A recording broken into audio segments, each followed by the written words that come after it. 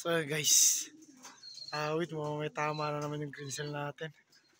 Ang dami ng ibon natin, may mga salpok. Ayun o, may isa o.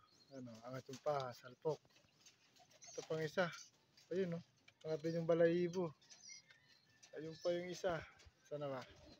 Yan yung isa. Ayun o. Awat si green cell, may tama rin. Lawit na yan. Mamaya pakita ko yung kay green cell. Nasa dulo kasi.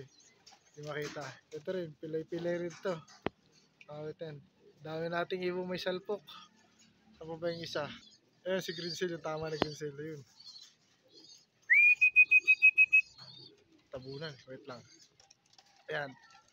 Ayan, nagkamot naman siya. Awit. Ayun. Awit na yan. So ito naman yung isa. Ayan. Lagas-lagas yung mamalay mo.